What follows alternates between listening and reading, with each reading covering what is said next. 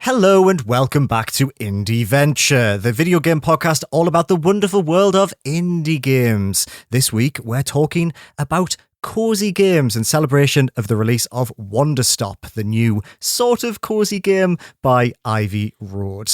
But before we dive in, let me introduce myself. My name is Liam Richardson and I'm joined by my two coziest friends, Rebecca Jones. Hello.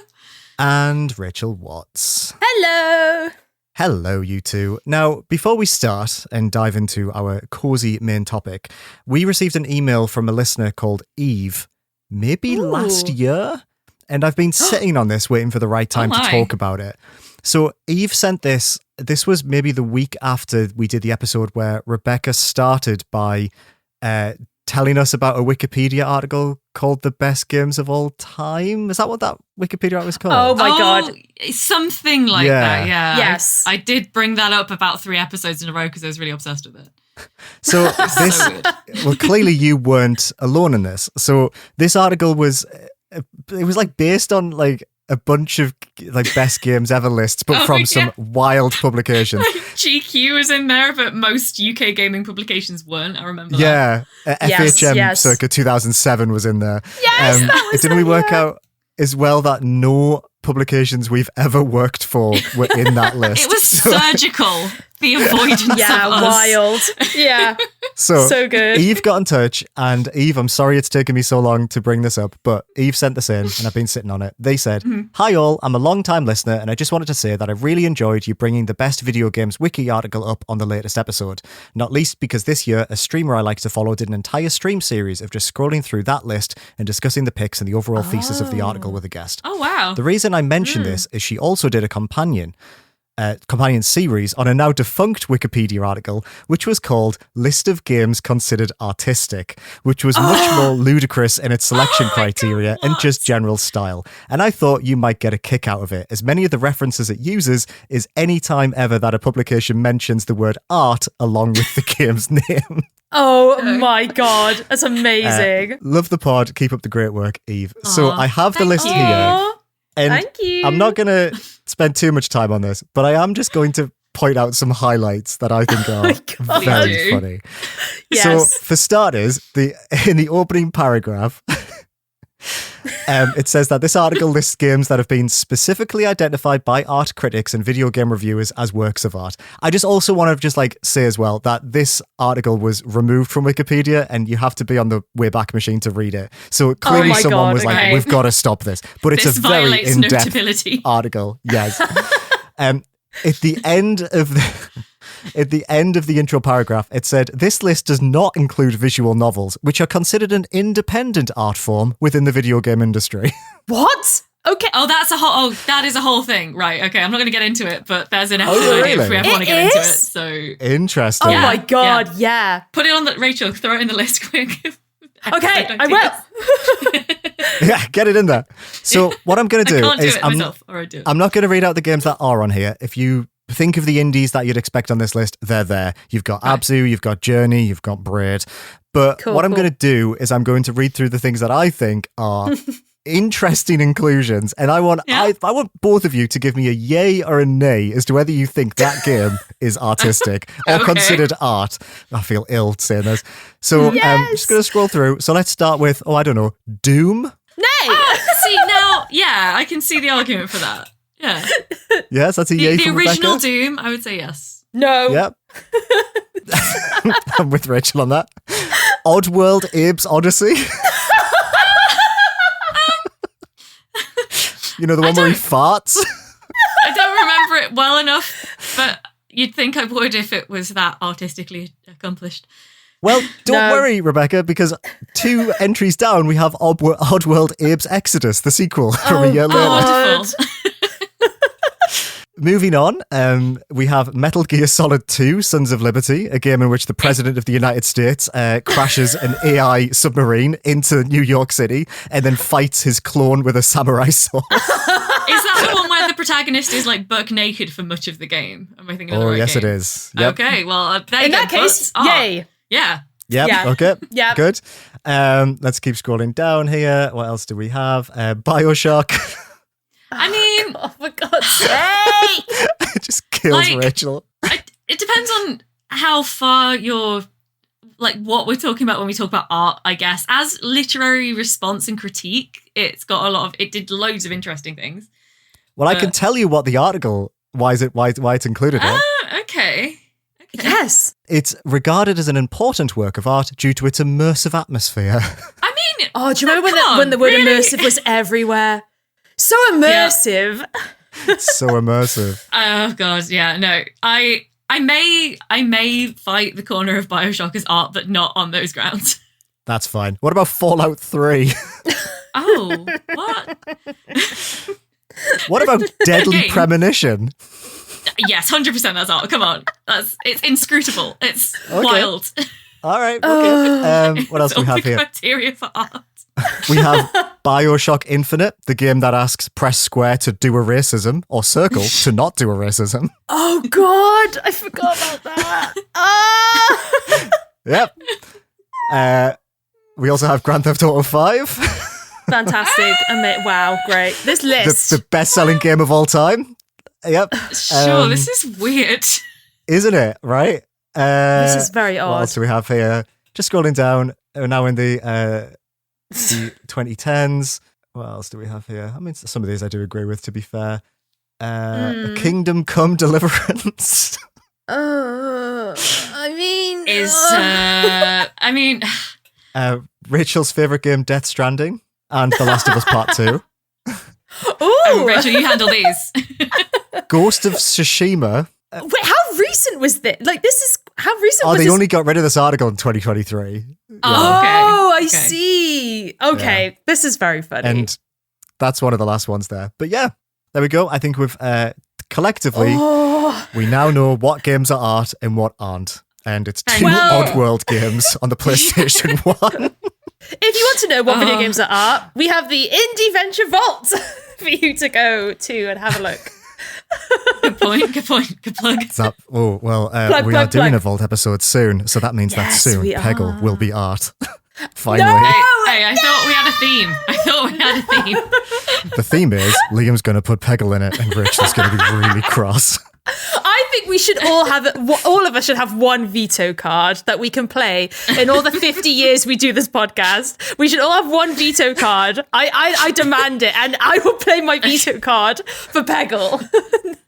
Well, this is the second time you've said the veto card idea, and it's always when I has mention putting it? Peggle in there. Yeah, you said it when I first suggested it. You were like, no. I think you said it off air, though. I think it was after we recorded that episode. You're like, by the way, I ain't letting that fly. Yeah. It's definitely come up before. Oh, maybe I'll just have to live with it. Now that we've considered what games are art, I don't think Stardew Valley was on that list as a little segue into the main. So I like how you said "are" there. Shall we have a little chat about some cozy games? Let's get all cozy first, though.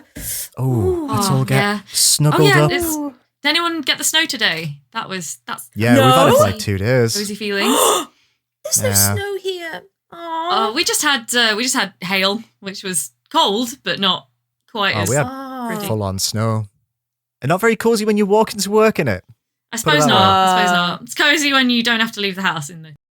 I bought an oversized raincoat from Vinted for like £3, and when it arrived, Ooh. it really does smell like an old man died in it, and there's so much hair in the Velcro. Oh, Like there's so much human hair on it, but it Oh, is God. very £3. cozy. But yeah, that's how cozy I am. That's my kind of cozy. Anyway, Aw. let's not start on such a cursed note. So I'd like to know, what is our definition of a cozy game? Would either of you like to go first on this? Like, what do we think a cozy game is?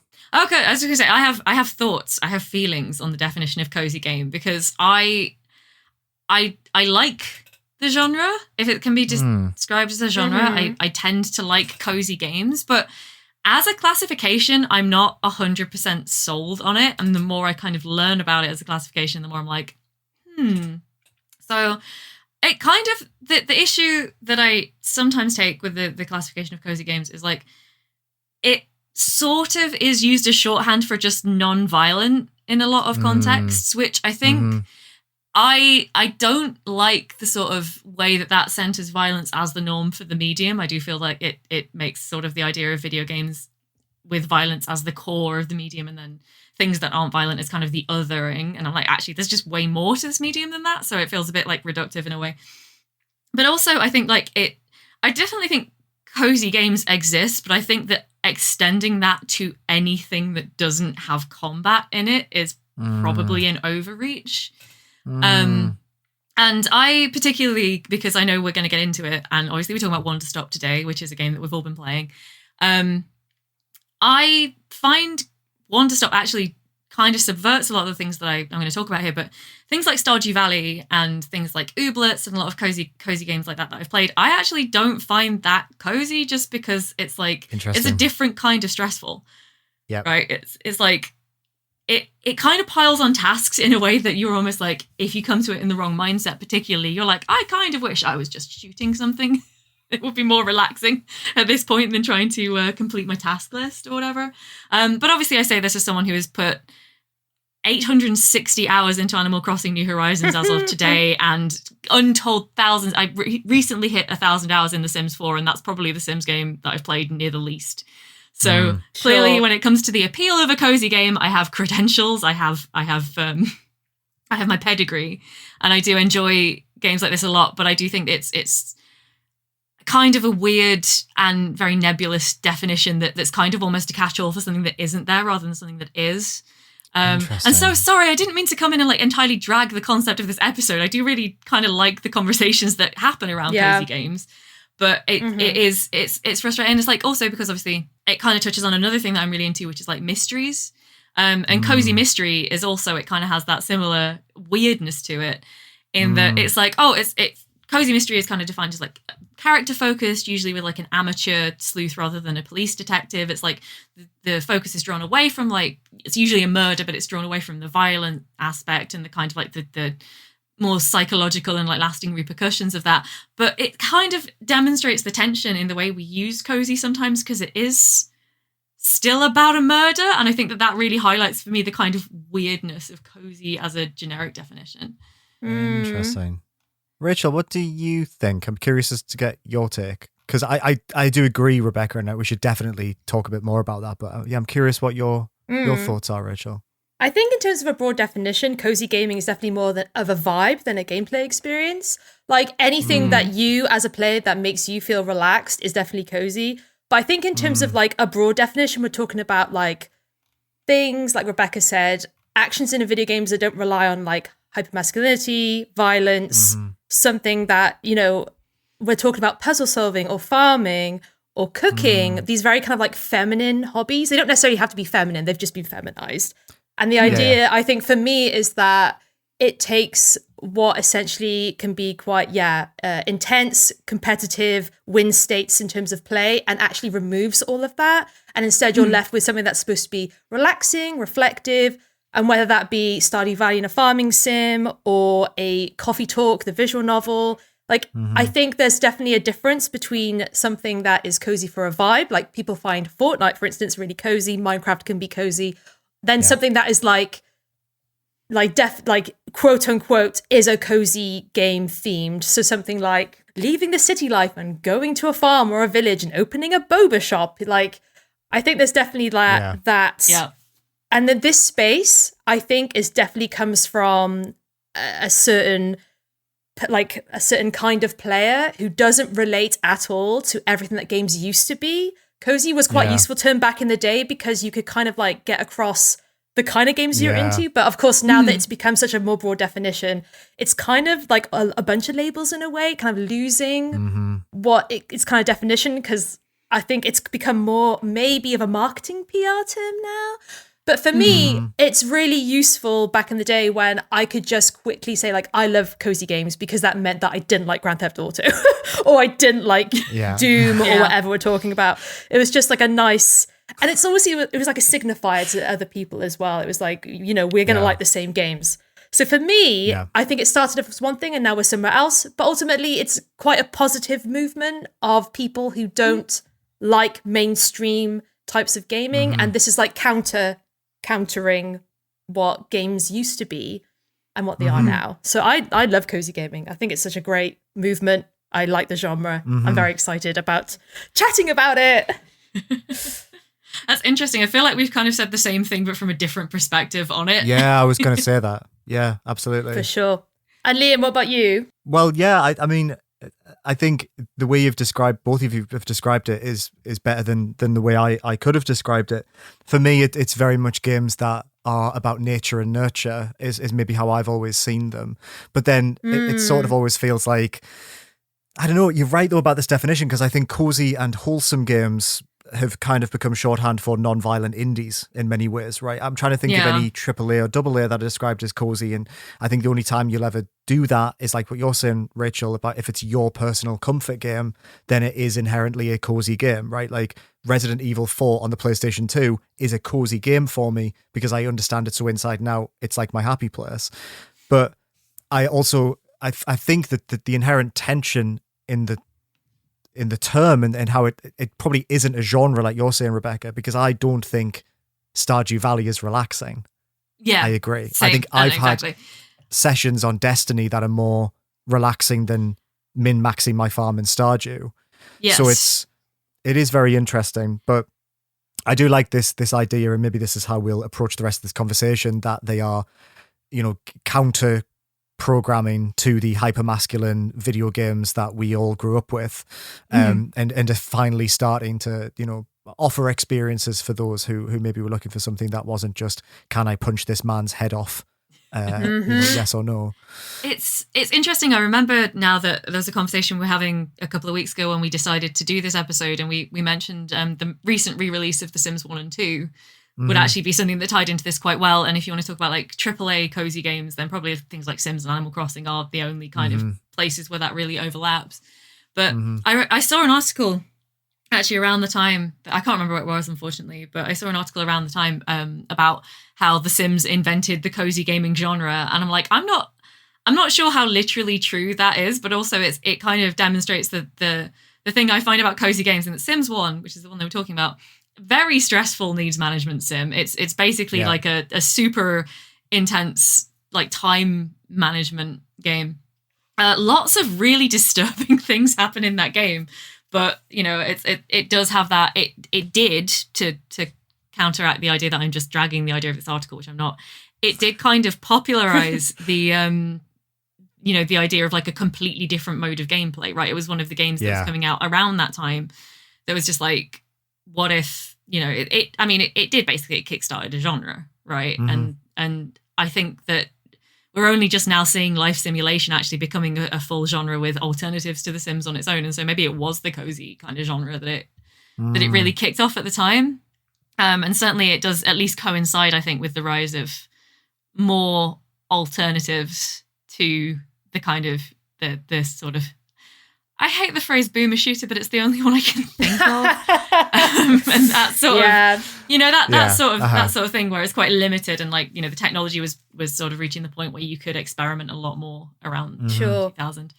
Yeah, I've not read the article, but I can definitely see the argument for Sims being cozy, because cozy games also kind of reflects a sort of space, a safe space for people to be themselves. And so when we're talking about like queer communities and ostracized identities, like The Sims was a sandbox for that. So in that way, in terms of like the cozy space is the place you're going to find women-led stories, queer-led stories. I can see the argument as to why The Sims, the granddaddy of like queer spaces and safe spaces, would be considered cozy for sure. You bring up such a good point when you talk about like hypermasculinity, because like you can debate back and forth whether The Sims 1 was disturbing. You can debate a lot of things about whether it was stressful, but it was not hypermasculine. I think that's probably something that we can all kind of land on and agree. Yeah.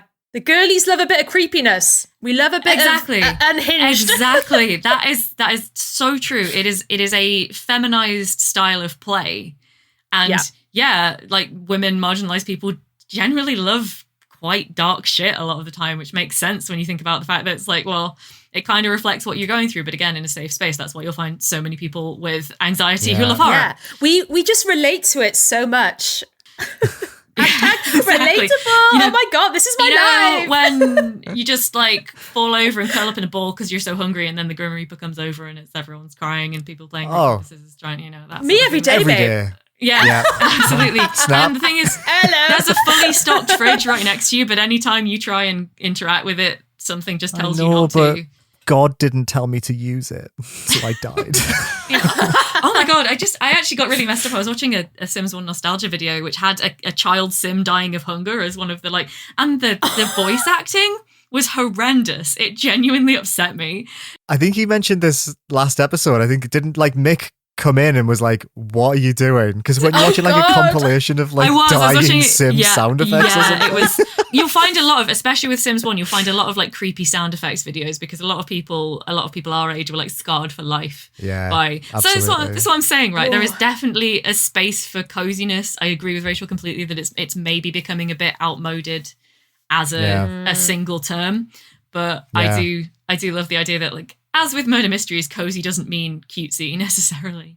I was going to ask when we first encountered a cozy game and did we consider it as such, but I sort of feel like maybe it was all The Sims for us is maybe what I'm thinking. For me, definitely is. I think we've already answered that in my case. So yeah, I think The Sims was definitely the first time I felt like I was able to experiment in my own time and way. It felt like it didn't have the rigidity of other games, and it felt like I was able to, reflect and make my friends and make myself, and it felt like a very different type of experience that was more I guess calming more than anything, actually. It felt like a safe space in many ways to experiment and to play more than other games. But what about you, Rachel? Did you think it was The Sims, or do you think it maybe something different?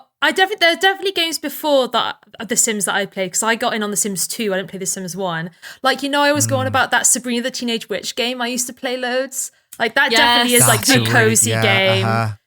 Or have you watched the show yet? Have you watched the show? No, I haven't. But that's the thing. That's really interesting point, right? Is that as a young girl, I bought that game not watching the show because there was a woman on the front of it with blonde hair and a cat. And I was like, I'm playing the shit out of that. And I loved it. Yeah. It's not, I don't think it was considered a cozy game, but I chose it specifically for what we define as cozy now. I was searching for that. So for me, it'd probably be something like that. Because I didn't really, I wasn't in on The Sims 1. I would say if there's any contender for The Sims 1 for me in this, it would be educational tie-in games, honestly. Yeah. Uh-huh. And some of them now, when I look them up, I went on a bit of a binge, as I do every few months, of looking up games that I loved at that age. Some of them aren't even really considered games now. They're more educational software, but tools. There was definitely... right. A cozy tool. How dare you edutain me? Edutain! Love it. Oh my God. We need to do an episode about edutainment games, because we should try and revisit some or something, because we bring it up we bring up stuff like this quite a lot in the pod. And I think it's really interesting. I think it's a really major part of people of our generation's diet from when we were kids. Oh, definitely. Yeah. Are they a thing anymore? I don't know. I mean, I used to write corporate ones for a bit in a previous life, but I don't know if they still make them for kids, which is obviously how I think all the kids have these days is a Minions clone of Subway Surfer. Oh God, it's just Roblox in it now. Endlessly. It's all Roblox. Yep. Oh God, I see. Bring back the Magic School Bus tie-in games, which I barely ever watched the show, but I loved the games. The games are so good. Carmen Sandiego, which is another show that I never watched. Yeah. Oh yeah. What was the teacher in that called? Miss Frizzle? Miss Frizzle? Oh, Frizzle? Yes. Frizzle. I should have stayed home today. Is that what he says? They should have let that boy die every episode. If I was Miss Frizzle, I would have kicked him out into someone's, we're going through the bloodstream, I would have kicked him out into a volcano. Fuck that kid. He's annoying as shit. Oh, God. We would have all learned a better lesson if we'd ostracized and killed him. The one where they shrink the school bus down and go into his nose or his ear or something to look inside the human body. Yeah. They should have expanded the school bus again while they were in there. That is not an original gag, by the way. That is from the TV show Archer, which I love. So okay. That's very funny. So after that wild tangent, bringing it back to the concept of indie Exploding games children. and exploding children, cozy indie games. What appeals to us about cozy indie games? What makes us? Because I know that we all are players of them. We all like them. Sure. What is it that we get out of them, and why do we think it's more prevalent in indie than other parts of the medium? Ooh. For me, I think it's this idea that I just know I'm going to have a nice, relaxing time. There's not going to be too much pressure on me. There's not going to be something that requires me to use a single brain cell, the one I have. I'm just going to go in and just have a nice, relaxing time. And I think the idea of that being in the indie space is because if you pay 60 quid for a AAA, you want action-packed. And, maybe it's not the case anymore. Maybe that's a bit of an archaic take, but I don't know. I think that's still kind of true. People want action and they want I don't know. I would pay 60 quid for Stardew Valley, but if it was an actual farming sim, I'd be like, sign me the fuck up. But that's just not going to happen because this is not if you pay 60 quid, you're going to want a certain standard of game. And having a relaxing, laid-back game that just makes you feel a little warm and cozy inside, and not just I don't know, adrenaline junkied 10 monsters down. I don't know. I'm so divorced from AAA at the moment. I feel like I have this really specific idea about what people are like. Honestly, Rachel, I love it. Honestly, you're not missing much. I'm like a 2000s. I'm a 2000s PlayStation ad. I love it. It's, It's still pretty much the case. It's just these days they have everything in, not just action. It's do you want everything? You're right. AAAs are really risk averse, right? That's why you don't, AAAs are so... I'm kind of at the moment in the process of falling out of love with AAA a little bit, which I know it all comes in cycles, but just it's kind of part of it for me. So I'm kind of going to wax a bit cynical on this probably, but if you see a new idea enter AAA, usually what you see is an indie or a AA studio brought out something different. It did well, they got acquired, and now they're required to make that another 10 times for a AAA publisher. And so you do get these little sparks of something different within the AAA space, but largely it's formulaic, it's risk averse, it's the preference is to keep selling the same product every year for 20 years with incremental tweaks rather than really swinging for the fences. It's only just occurred to me, I got, speaking of cozy games, this is perfect. No, this is fine. We can roll with this. I got friend of the podcast, Mick, it was his birthday last week. And Happy birthday, Michael. And 2 Point Museum came out on his birthday, so I bought it for him. Woo! And he's away on a work trip at the moment, and just occasionally I keep seeing his name. I'm not going to say what his screen name is on the pod, but his name and is playing 2 Point Museum pop up in the corner of my screen. He is dozens of hours deep already. I'm pretty sure he is obsessed with it. So there you go, cozy gaming. Locked in. I've also been playing 2 Point Museum. It's fucking great. Absolutely. I don't think for me that ain't a cozy game for me personally. See, this is interesting though, because it so definitely is for Mick. Yeah, that's what's interesting about the definition, right? Because it's stressful as hell. So why is it not for you? Managing situations and spinning plates is the opposite of cozy for me. But this is kind of going back to my point, and a point I want to make later when we talk about Wanderstop as well, is that I think how you approach a game is so key in this area, and it can vary not only from person to person but within a person, which I think is quite an interesting idea. But I know 100%. Mick is finding it really relaxing because he had a blood pressure test the other day. I hope that's not too key medical information. It's pretty standard. But he was there playing 2 Point, and he's like, my blood pressure is so normal. It's great. This is all. He's just very relaxed because I think he does kind of thrive on that level of challenge and if that's. And I was actually going to say what you come to what you come to cozy games for. Mm-hmm. The question that you posed earlier, and I was like, for me, it's just how my brain works anyway. In a lot of cases, that's interesting. I can play games with combat. I enjoy games with combat, but it doesn't come naturally to me. Whereas the whole reason that I ended up as a games journalist is because if you give me a Sims game, I can deconstruct the systems within about 5 hours and completely know them inside out, because that is how my brain works. And so it's gratifying to find games that reflect that and that feel not unchallenging to play, but like there isn't this barrier to understanding the systems. Mm-hmm. So I guess that would be in my case. Good answer. I like that. I feel like I want more from cozy games than they've ever given me. And we will discuss this in a moment as well. Ooh. What's that little nugget? That little tasty nugget. Ooh. I know. You're on fire.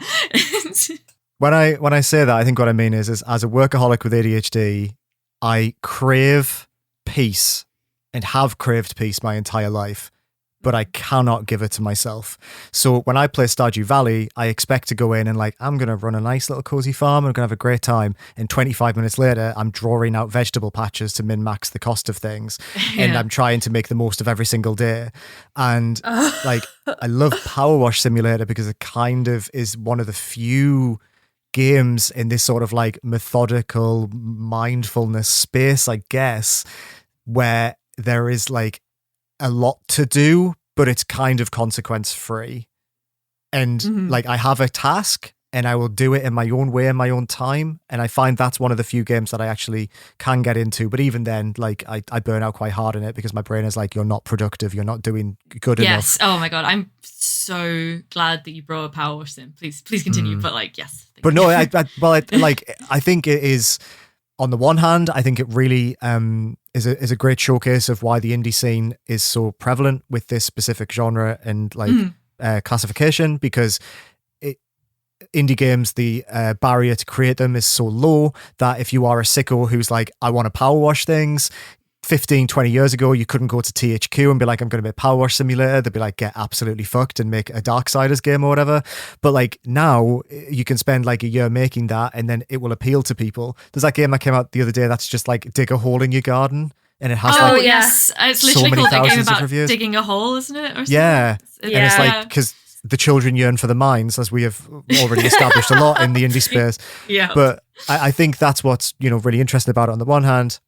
Yeah, I guess that's my stance on them, is that I love them, but I find them really difficult to play.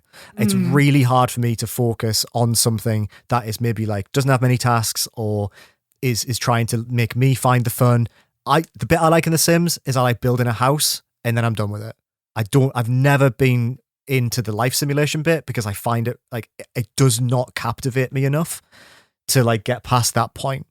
That's so true for a lot of people's experience, which is really interesting because I've always been the opposite. I don't have the artistic eye to do the building, so I just stick with the pre-builds and character creation though, and the actual management sim aspect. Yeah, I'm 1,000 hours in per release at least. That's really interesting what you said, Liam, because games inherently are built on certain systems designed to keep the player in a state of busyness almost. Even cozy games, the task tick and everything. So it's interesting how you approach these kind of games, especially when you talk about the building aspect in The Sims, because that's probably the least gamey part of The Sims, arguably. Oh, yeah. So it's interesting. Yeah. Is playing games not super intense for you? That I just really I want to know this perspective of how you approach this again. I love the word tension in games between creating something that's cozy and supposed to be relaxing, but also the game can't be nothing. It needs to give you stuff to do, which we'll get into with Wanderstop because I have opinions on that. We keep teasing. But so how do you approach that? What do you I want to know. Is that weird? I don't know. No, it's really difficult, but it's how I approach every aspect of my life. Whenever I start a game, achievements were really hard for me. And I still think achievements are a rod for my own back, if that's even the right use of that phrase. But whenever I start a game, my brain will be look at the achievements. I'm okay, look at the achievements. And my brain's I bet you can get all of them. I'll be like, oh, maybe I can. And I'm like, okay, it pops 3 or 4 in the first 20 minutes. I'm like, yeah, I'm doing it. But then the dopamine hit stops. And I'm like, I'm not making progress. I'm not achieving things. And it's almost like the meta layer of achievement becomes the real achievement, and the actual act of playing the game becomes secondary. But I'm like that with books. I'm like that with anything I consume media wise.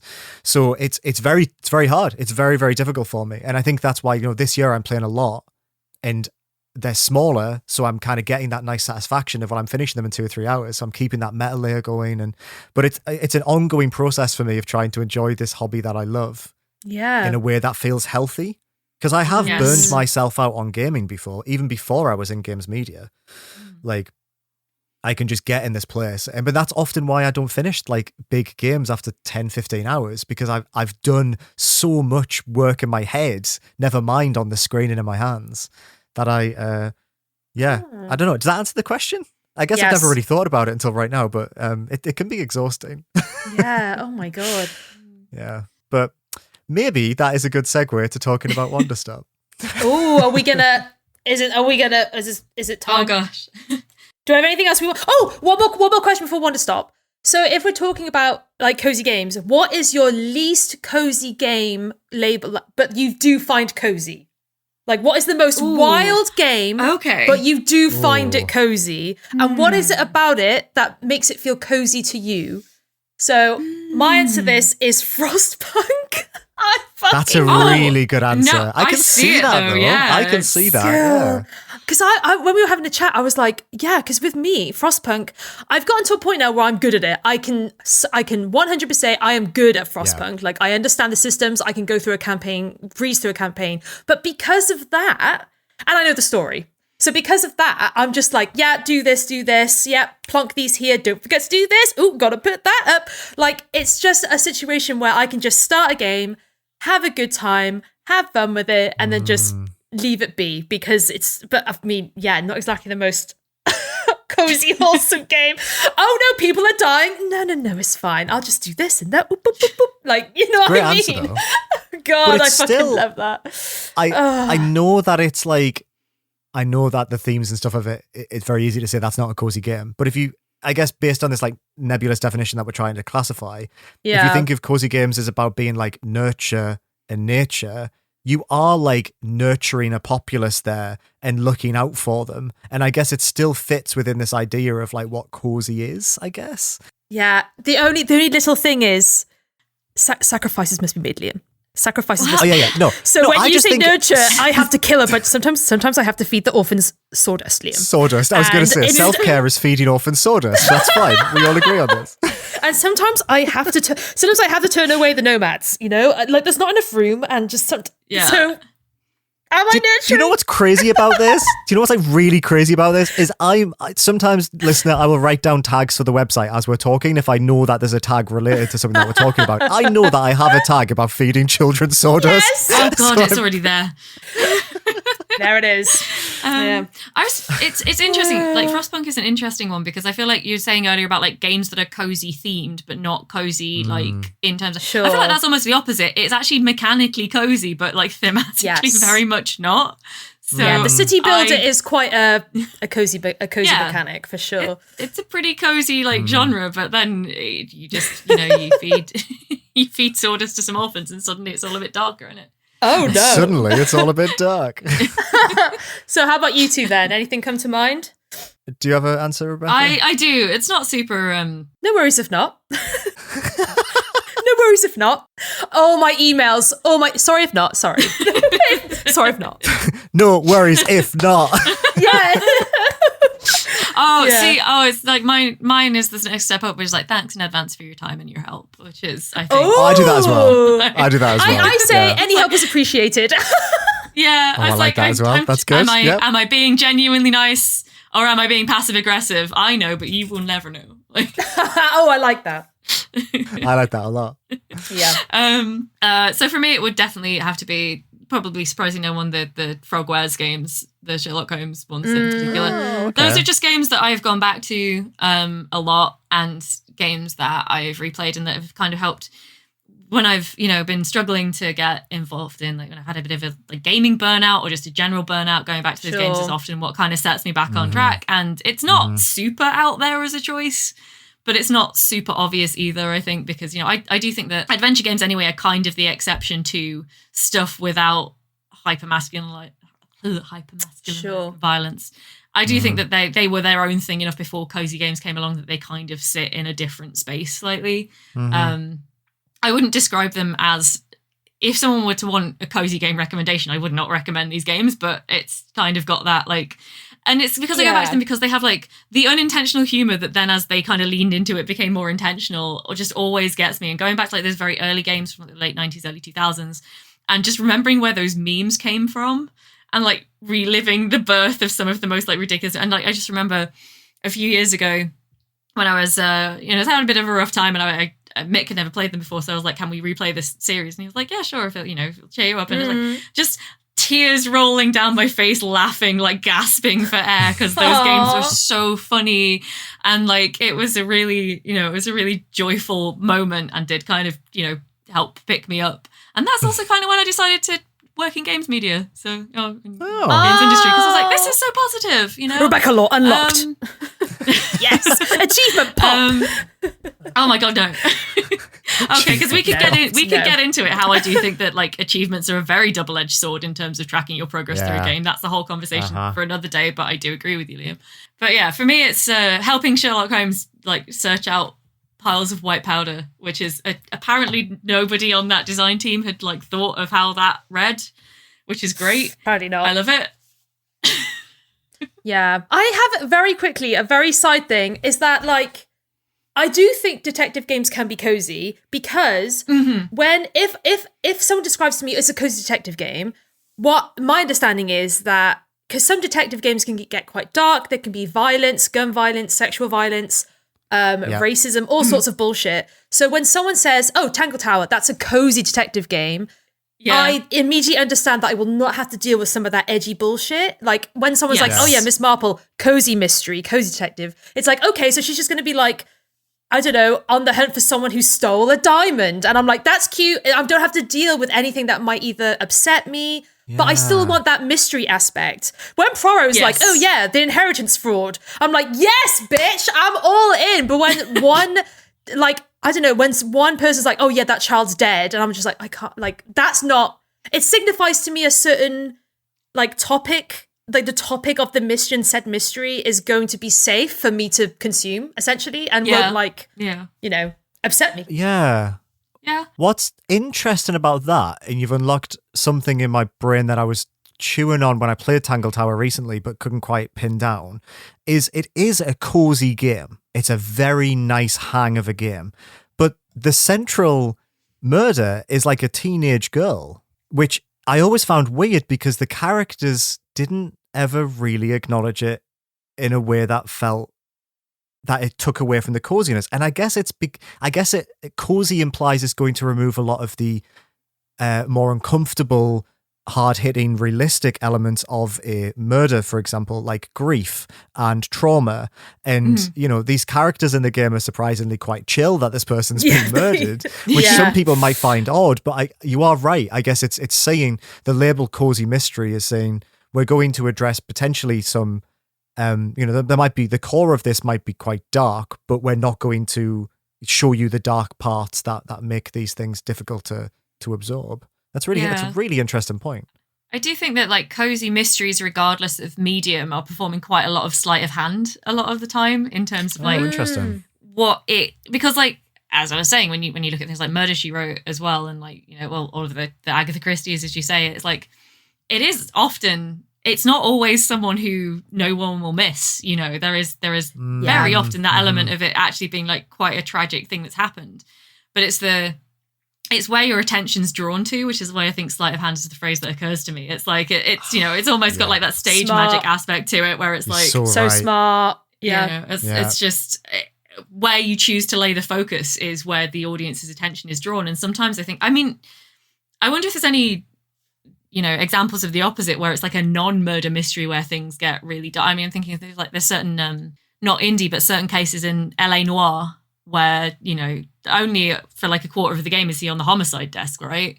So for a lot of that game, you're going he's through in traffic. other things. He's a traffic cop for like a quarter of the game. Traffic cop. But the dark-hearted L.A. Noir is Cole fucking Phelps. I know. Oh my God, so true. Yeah. So true. It doesn't matter. He's pulling someone over for a parking ticket, and you got the option to be like, "I will throw you in a jail cell and say that you're a paedophile or whatever." And it's like, Absolutely. Cole, will you calm down, man? Like, what is this? When you get to be the second player character, it's like the biggest relief. But I do like Cole Phelps is like a horrible anti-hero. But like when you get to be, I can't remember the other guy's name, but you play as another guy for like a little bit of the game, and it's like, I forgot about that, he's actually lovely, and you just want to stay as him. See, like the insurance guy or whatever. I can't remember his yeah. name. I was very into LA Noire about 8 years ago, but I can't remember all the details right now. By the way, so that funny. L.A. Noir was on that list of games considered art. Of course it was. Of course it fucking was. It pushed some technical barriers a little bit too early, and I respect that, but I don't know if I would. Amazing at the time, hilarious now. Like you look at it now, and you're like, Come on, be real. That's a realistic human face on a PS3 character model. Like that is the funniest fucking shit in hindsight. I always remember the you have eyebrows. to look at their facial expressions, and the eyebrows. Yeah, the eyebrows are so good. That was a good joke in audio format, but yeah, I just every actor in Mad Men, other than your main man John Hamm. Yes. Oh God. Yeah. Oh, imagine if John Hamm was in LA Noire though. Wow. Oh, that'd be so funny. The cozy game that isn't actually very cozy for me is Resident Evil 4, as I mentioned. Which is like I get a sort of like a blissful sense of relaxation whenever I explode Spanish villagers' heads with a shotgun. But I actually think a lot of the reason why it's comfortable for me, and God, I'm going to sound like such a wank, so you're going to have to bear with me on this, listeners. I'll lose these two, but it's fine because they're too invested now. Do you know when people are really good at instruments or creative endeavors, and they will like, people might be stressed and they might play the piano, and it's so it's so muscle memory for them that they're able to lose themselves in the flow of movement. That's how I sort of feel playing Resident Evil 4. Like I just know that game so intimately that I can just flow through it. That makes total sense. Because I'm acting like people who can play Mozart and me who can like shoot a couple of Ganado with a sniper rifle quite easily. You don't have to compare yourself to other people to make this, to carry this point across. It makes total sense. Like having, known you as you were playing through Resident Evil 4, like goodness knows how many times. I get that. You're very good at it. It is something that you have really like nailed down as something that you can regularly replicate an accomplishment. It makes sense. Thanks, Mum. I'm this podcast's special little guy. You and that machine. No. Just there's a dance between the both of you, and it's we just are one. Exquisite. Me and God. the PlayStation 2. Now that's art. My question, my only follow-up question is for Resi 4 and Cozy Gaming. Original, remake, or both for coziness? Original. Yeah. I like remake, but original will always be mine. So now it is time for us to have an argument and talk about Wanderstop.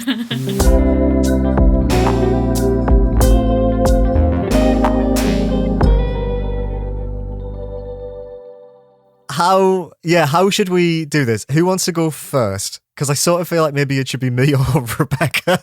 What do you mean? Tell you what, maybe I'll explain what the game is for context in case people haven't heard of it. So Wanderstop is the new game by Ivy Road. It's their debut game. Ivy Road is a studio that is ran by Davey Reedon, who you might know from The Beginner's Guide and The Stanley Parable, Carla Zamonja, who was the co-creator of Gone Home, and C148, who was the musician that did the music for Minecraft. And this is a game that revolves around a warrior called Alta, who is an uncontested warrior. She's never lost a fight, and then she begins to lose some fights. So she travels to a forest to try and seek out a master who she believes can teach her how to start to win again. On the way through the forest, her sword becomes too heavy to carry, so she leaves it behind, and eventually she collapses, and she wakes up in a clearing. Inside this clearing, there is a tea shop, and a man named Borrow, who says, "Stay a while, you can't pick up your sword yet, why don't you just chill in this clearing until you feel better?" And that is how the game begins. The game involves growing plants, making tea, and giving tea to a rotating selection of characters who will visit the shop and talk to you. So, yeah. Who would like to say what they thought about this game first? I think we should get into the positives first. So one of you two and me can talk about it, and then we'll get into the nitty-gritty with me. But just for the record, like I didn't hate this game. I think you two, it really touched your hearts. And with me, I'm just a heartless bastard. I do not think that is not. I knew you were going to say that. That is not the case. It's not the case, but as listeners, the joke between us all week has been that Rachel increasingly hates this game the more Liam loves it. So, we've been sending each other pictures of characters holding guns every time we mention the game in preparation for this chat. I said boring borrow, and that's when you were like, yeah, that was nearly that. Yeah. Oh, that is the worst thing I think you've ever said to me. Yeah, actually. that was a moment. So let's start this positive. So I think one of you two should kick us off. Do you want to go? Because I'll say I haven't finished this game yet. I'm about 10 hours in, which I think is a fair chunk of the way through. It's probably about like I've heard estimates between 9 and 16 hours, so I'm some amount of the way through. But Liam, if you want to go first, because I can kind of chip in with what I've seen at opportune moments. I'll talk on this from like a surface level to start, because one of the things that really appealed to me is I played this in a very specific way with Yoli, and that combination of things made it very, very important to me as a piece of art, much like BioShock Infinite. So what I will say is I think it is successful at being subversive in a way I didn't expect. I actually think one thing that I would maybe change if I was the marketing responsible for the marketing of this game, and I know why they didn't do this, is I would have took Davey Reedon and Carla's name off it when it was announced, because I think that would have given a lot of expectations that the game has no intention of delivering, is maybe what I'll say to those who are curious about it. I think it is a visually gorgeous game. I loved the way it looked. I loved the methodical act of making tea. I really liked the farming element of it. I liked how you were combining seeds. You get these seeds from the clearing and you place them down in different patterns to get different plants. Those plants then give you fruit that you can put into this big tea machine. The tea machine is great as well. I love how it has all these like twisting parts and you climb up it, and the teas all have these like wonderful colorings. I love the structure of it. I love how story is revealed through the tea. Each fruit basically like has a property that will bring an emotion or a story out of you. And I would literally die for Borrow. I think Borrow is one of the greatest creations in video games. And I want him to be safe and happy and in my life forever. That's like my top level. I think it's a very good game. But I'll dig into why it had more of an effect on me later on. But that's the surface level why I liked it. Pluffin plushies when. Those Pluffins are great. I love the cute. Pluffins. You can just pick them up. Adorable. I love petting them. I pet them. I spent probably. The reason I'm already like 10 hours into a game that can be completed in 9 hours is because I have spent so much time petting those Pluffins. I'm pretty sure. That's so why cute. I'm 16 hours. That's why it took 16 hours. Yeah. Just pick them up and hug them for a bit. I went through a phase when I was a teenager of being really obsessed with like the penguin character from Woody Woodpecker. I can't even remember what it's called now, but yeah, they kind of got that energy to them. Surely this is a thing. I'm not making this up. Hang on. Oh my god, I need to see this penguin. Sorry. Rebecca, Chilly Willy. Oh my god, no wonder I couldn't remember the name. Blank that out. So cute. I'm not Googling that, but this is very this is the same energy as the penguins in Wanderstop. Yeah, for sure. it's just very cute. I disagree, actually. I think there's a real cursed energy to Chilly Willy that I there was a thing where it's like there was a plushie that I had, I think, of this that I was like obsessed with, and it was a little bit less. There is a slight cursedness to the cartoon version, I will admit. But if you imagine it 3D and then like basically one of those Pluffins, there we go. Anyway, this is a massive sidetrack. Let me rotate it in my brain. Okay, I can see it. Yeah, there you go. Well done. I think I just really like the character work in this game. Generally, I do agree. Like Borrow is great. Again, I can probably get into it more in a minute, but like I also like Alta a lot. I think that Alta and Borrow both work as the kind of the theme that they're trying to carry. They convey very well and very cleanly, but also as characters that you can get like attached to. Well acted, as Alta is like voice acted intermittently, and the voice acting on her is really good. Very, very good. Yeah. Borrow is almost entirely non-voice acted, and somehow I still have the exact voice in my head and think it's like a really well voice acted role. Yes. Yeah, and like a lot of the characters who drop in as well are just very. They're not really voice acted. They're just very vivid. I love the name of the character has been knocked out of my head by all of the business dudes I've just had to talk to. But the knight who just wants to impress his son. Oh yeah, Gerald's great. Yeah. I loved him, so I would like really die for him. He was great. We can keep going with the set kind of like surface read first, rather than digging in. But I just wanted to shout out the character work. It's so good. Yeah, the character work is great. Yeah, what about you, Rachel? What did you like? To be honest, like a lot of what you guys have said, I think the topic really well done. I think the way it's explored is really interesting. I think the characters are lovable. I like all the characters come in. It looks great. There are seasons in this game, so there's a lovely like passage of time. Alta has a great character arc. I really appreciate all that. I just think for me, it is a lot of when we kind of think about coziness. And for the record, this might come into it as well. I put 10 hours into it, so I obviously I didn't really hang around. Well, I thought I did. So this is another interesting thing. That is interesting. I thought, because there were times where the game does give you the space. This thing is like, the vibe is very much do things in your own time. I've got Borrow being like, do things in your own time. And I got people being like, I want this order, but in your own time.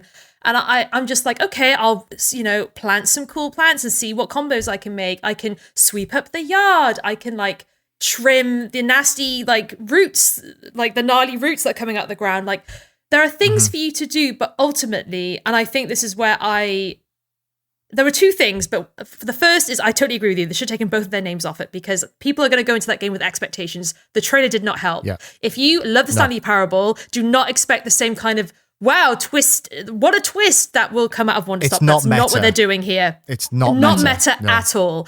The only thing that it's kind of half meta about is the fact that it is taking this idea of coziness in games, but also just like burnout in general, and it's just addressing it in an interesting way. But this whole idea of like she's actually, the coziness is gonna get all creepy, like that is not gonna happen, like so don't even think an inch of it. This game is very much about reflecting on burnout, reflecting on what it means to have goals and ambition, and what happens when those don't go the right way, or trauma, but what you've done in your past, being shamed about who you were and who you want to be, and maybe they're not aligned. There's all that really like rich thematic goodness in there.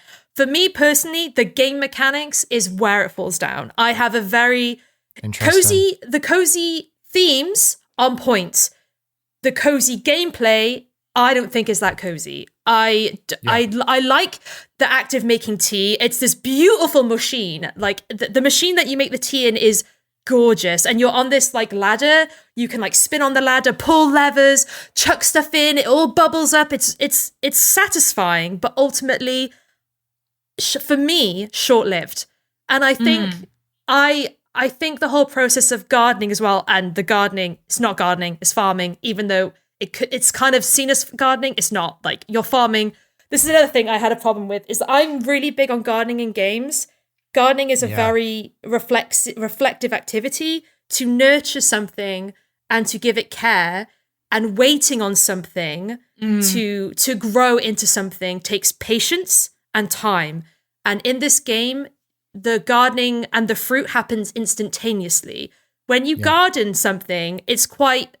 I like the time and effort you put in and the rewards you reap from that. But for me, this cycle of growing, planting, tea making, it's all quite quick in a way in which I felt almost like this loop was, I couldn't like not do it. I almost felt like there wasn't any space for me to kind of like take a step back or really put what I loved into making the tea. So I also felt, I don't think it just clicked with me. I didn't find it relaxing at all. I found a lot of the orders quite frustrating, especially when it got a bit like, oh, you can be creative. And I'm like, well, you don't want me to be creative, really, because you have a specific thing in mind of 1 of 10 items. And saying, I want anything, okay, love you, Borrow Babe. And like, yeah, I'll make you any tea you want. But like, I didn't find any satisfaction in just making it and making tea all that much. So I'd really want to hear what you guys have to say about that whole thing. Oh, that's really, yeah, I get completely where you're coming from. And I think that the point I was talking about earlier is like how like the sort of like state of mind in which you come to a game can create the context in which it does definitely create the context in which you receive it, right? And that's like and that's why things like game criticism can never be 100% objective, because I completely agree with everything you said. It's a really good point. I had, clocked things like the instant growing of fruits and like that being unusual for the kind of genre that's working with it. But for me, I think I understand that with very few exceptions, Wanderstop has removed the time pressure that I often find so difficult to relax to in like Stardew Valley. Things like Ooblets and like Stardew Valley, Ooblets, a few other games of that type. Games that I really enjoyed, but did bounce off of after about like 10, 15 hours, because it was just like I had to keep the loop of activities in my head. You had to perform everything in a certain order or things kind of like fell down. And just if you dropped off the game for more than a couple of weeks, then you couldn't remember where you were and you almost felt like you had to start again. Obviously, I don't always drop off games like this. My 860 hours in Animal Crossing New Horizons demonstrate that I am actually capable of like sticking to this quite. But also like ACNH launched in a very unusual situation. I couldn't leave my house. So, a lot of people, I think, got into that in a way. I would never have played that game if it hadn't been during lockdown. And I probably will never play another Animal Crossing game again, because it was, the context allowed me to kind of overcome what is usually a huge barrier for me to getting into these games. And so I appreciate what Wanderstop's doing. And I've read like some criticism around it, and like, it's getting like good but not like outstanding reviews largely. And the thing is, a lot of people that I saw were like, there's just like all this pressure. You have to like take these orders, you have to like grow all these fruits, you have to sweep, and and I'm like, you almost like a lot of people, and I'm not saying this is what you did, Rachel, because you very clearly just like described your relationship to it and it made sense. But I was like, I think a lot of people are coming in expecting like a Stardew Valley like and putting that pressure on themselves. But I think that Wanderstop is quite well designed to actually be like, and Borrow does tell you this, right? He'll be there like, you can't like sweeping and cutting thorns are completely optional. Nothing bad happens. There is no reminder in the game to do that other than the visual cue of the thing being there that you want to get rid of. Nothing bad happens if you don't do it. You get sometimes a little reward if you do it, which is either a seed or a trinket, usually, or a photograph, like a little, decorative item or something for the garden. And like and this is probably like about the mindset that I came to the game with, because I don't mind like saying this in vague terms on the podcast. This was an eerily prescient game for like what I've been going through in my own life recently. A game about burnout landing on my lap, and the week that it did was sometimes the universe has a sense of irony, and you're just like, I was talking to a friend about this a few weeks ago, and they were just saying like the same thing. It's like sometimes just the exact game that is going to speak to you in the moment just drops at the exact moment that you kind of need. And so maybe if I wasn't in this headspace at the moment, some of this would be like, often I will kind of roll my eyes at games that try and psychologize at you, for lack of a better word. Sure, yeah. But often I feel like this game has been telling me the exact thing I needed to hear on the days that I needed to hear it. And sometimes if Borrow is there, like, he'll say something, I'm like, that's probably obvious, Borrow, but I really needed to hear that today, so thank you. And then you'll go make him a cup of tea. And I think that that's, the case with this game is like a lot of it is what you bring to it, because it is a genre with a lot of expectations that are being subverted, but quite subtly. Yeah. But also it's what you bring to it because it's going to speak to someone who is burned out more than someone who has never been burned out, and probably someone who understands the experience but hasn't, isn't going through that at the moment, might feel a little more inclined to be critical of the way that it's kind of conveying those ideas and like a little more objective on it. But I'm just there like, game of the year, thank you so much. Like, I agree with what you're saying, Rebecca. I think my my counter to what you're saying about the farming, Rachel, is it's intentionally not compulsive, is how I felt about it. Is I feel like Stardew is most games like this, by putting the timers in, like Rebecca says, I think they encourage mastery because you have to wait. So you try and make it as efficient as possible. And there is one mechanic in this with the tea leaves where you do have to wait a certain amount of time for them to sort of become tea balls. But I feel like everything in this game is functional. Nothing ever feels good. And it's like, no dopamine for you. That's not why you're here, young man. You sit down and you do your little tasks, but there's no time pressure. There's no fail state. Like, you're going to do this in your own time, in your own way. So I totally get what you're saying.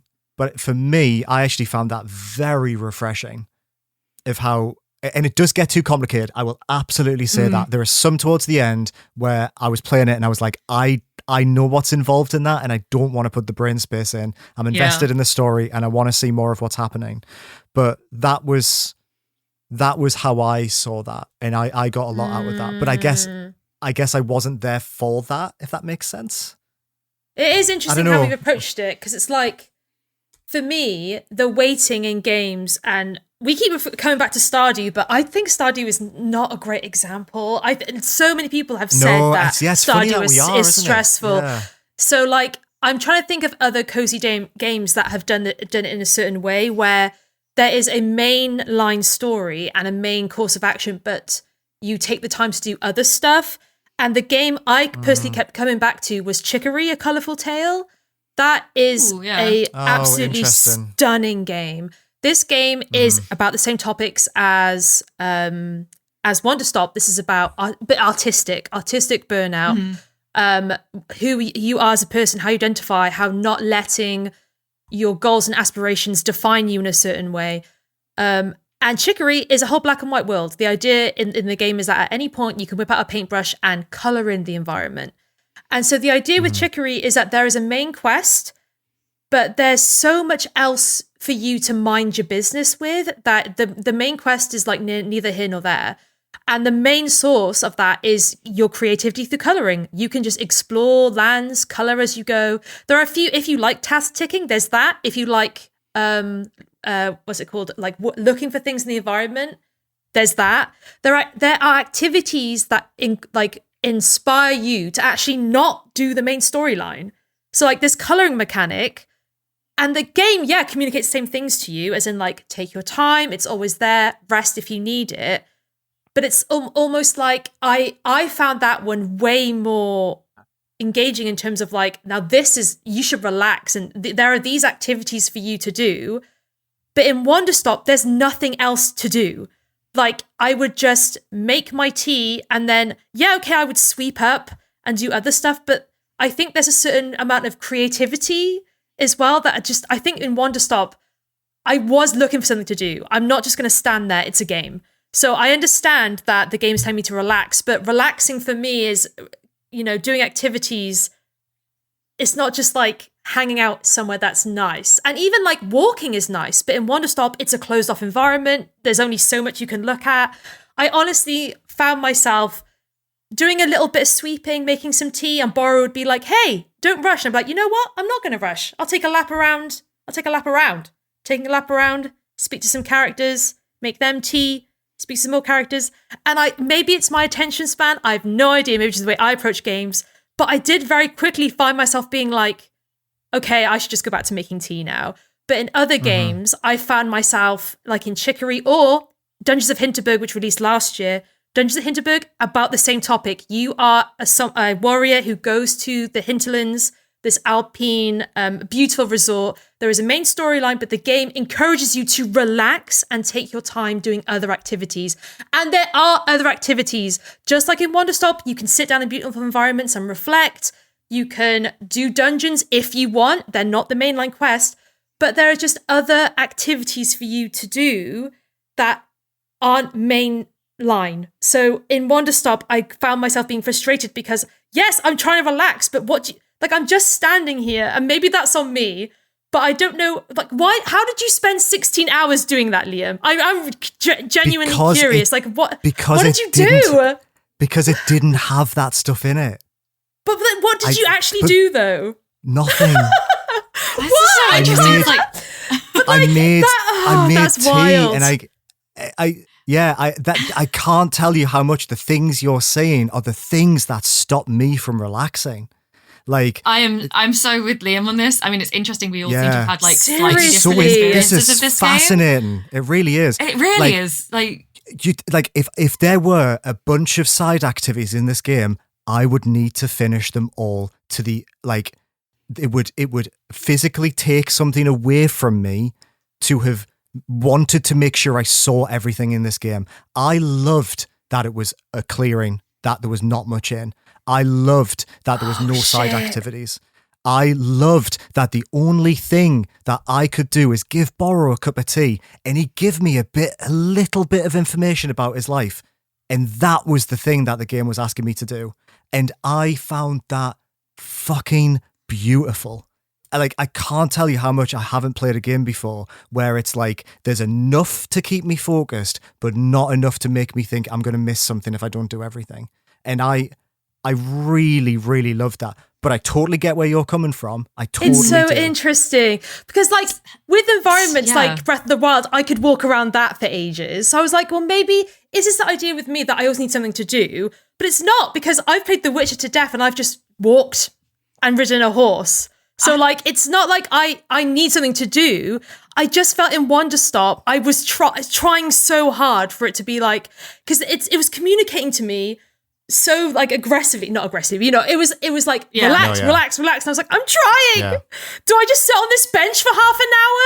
What do I do? Like, maybe I don't know how to relax. I don't fucking know. I have the rogue third perspective here, which is that I never felt like, I mean, if anything, and maybe this is just the headspace in which I've approached the game, but only a couple of times in my 10 hours have I ever not had a clear idea of what I was going to do next. Like, I agree with Liam that and again, maybe at other times in my life, I would be more on Rachel's side with this and say, like, it would be nice to see some optional side activities. But on this occasion, not only do I not feel the absence of them, but I'm actually like, this is enough for me. Like, because I don't know how, maybe it's just the way that we all process things differently. But if I'm like, okay, so I've got 2 customers waiting on tea and they will literally wait forever. It's fine. I'm not feeling rushed by that. But I have the little rhythm in which I do everything. So I'm going to, like, you know, get the tea, get the ingredients, like get a cup to the customer and to Borrow and to myself, and then wash the mugs. And while that was happening, I spotted some leaf piles and I spotted some thorns. So I'm going to go take care of those, and then I'm going to pet some bluffins because they're so cute. And then, like, I've never, literally only twice that I can think of in the entire game was I stood there without a clear idea of like some activity that I would jump onto next. To the point where, and this is the thing that kind of surprised me most about this game, I did not expect to like this game going in, because I was like, I find the loop of these games sometimes quite overwhelming, and I often find that games that are talking about mental health are not the best games to play when you're in that particular moment. Interesting. Yes. And I have found Wanderstop has been largely, and I say largely because some stuff we'll get into, but like, largely has been a good thing to play as someone experiencing burnout actually at the point where they're playing it, as someone trying to learn about burnout at the point where they're playing it, has largely been, you know, very therapeutic to play. And I think there is, but also, and maybe this is just how I kind of like receive information, it's just nudging up against that point now. I'm in like the 4th area or whatever, where I'm like, this is enough. I'm okay, but don't add too much more, because then you will push me over to the point where it's just a little bit too much going on and I can't like relax to it anymore. So it's just, it's so funny because like, I think we've all, I mean, obviously all like all receptions to art and entertainment and culture are valid. Like, obviously I'm not here to argue against anyone's point. So yes, all of our experiences are valid, but it's so interesting that we all have such different feelings about objectively the same game. For me, I'm coming at it from, when I'm stressed, I'd like to knit or go on a walk. But actually, lying down and doing nothing, which is what I like before coming in would equate Wanderstop to just standing there. That also, you definitely need to do that sometimes. You just need to sit and do nothing. Yeah. I just think my problem is that, again, I guess it just comes down to this is so interesting in that I'm playing this game because I want to be entertained in some way.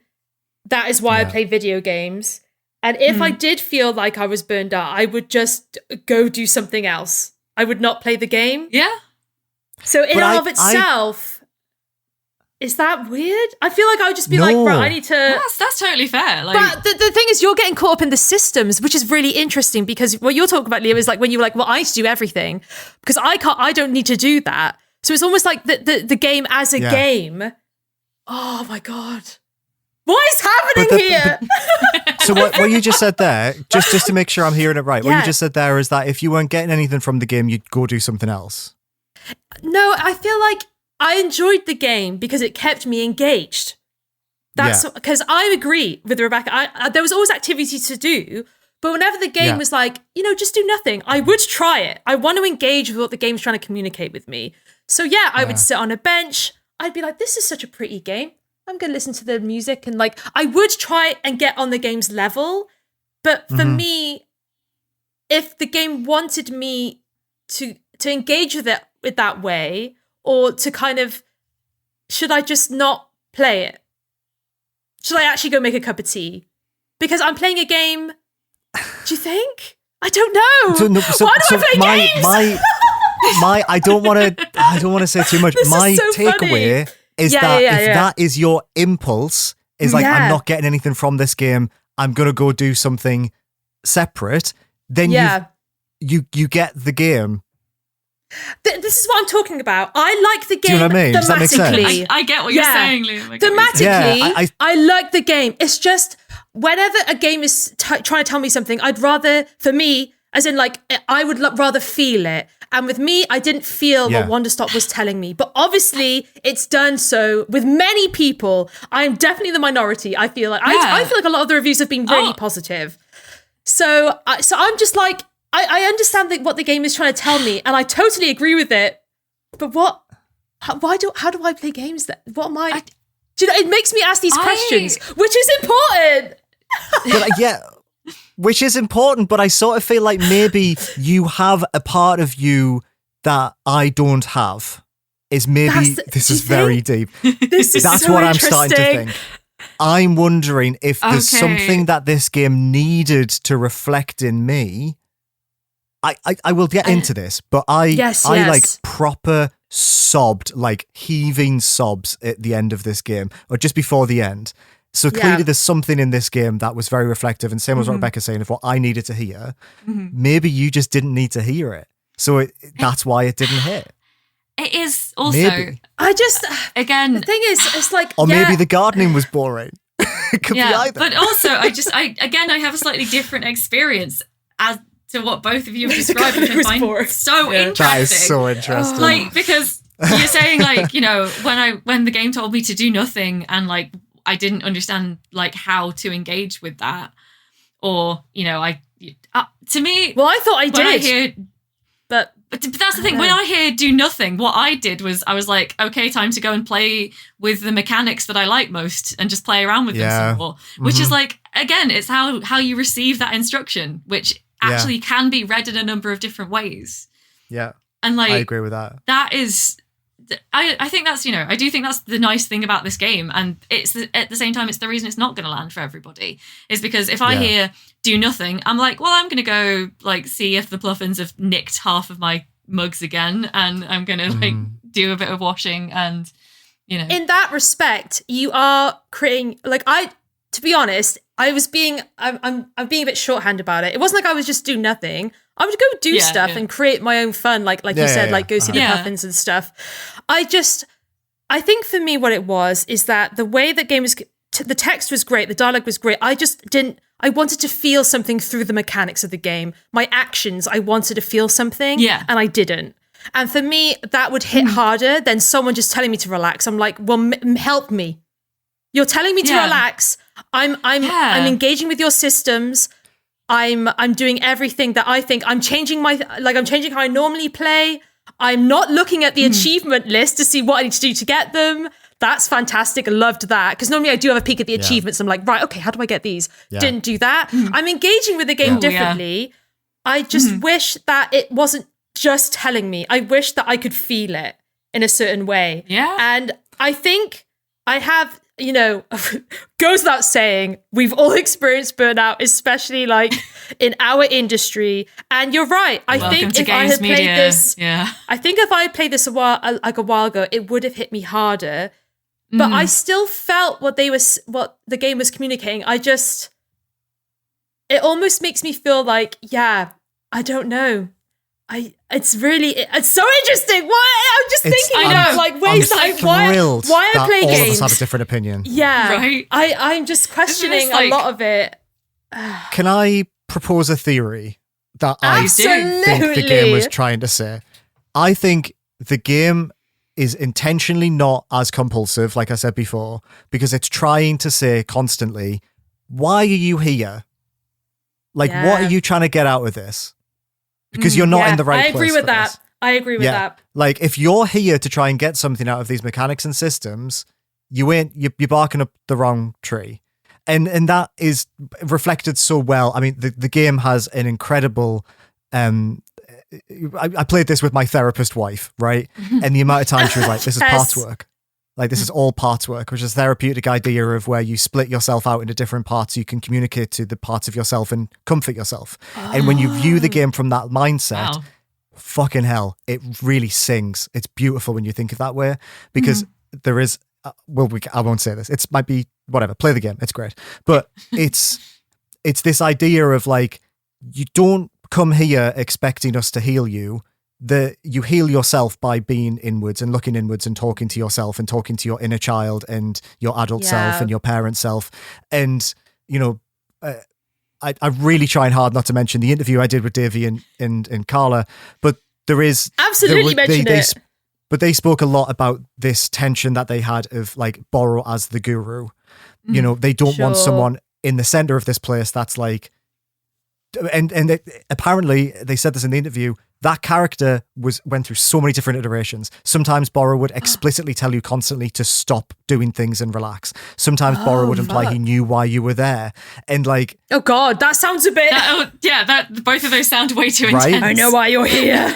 Exactly. And I think it's really interesting and feels very considered that what they landed on is Borrow is also there with you and doesn't know why.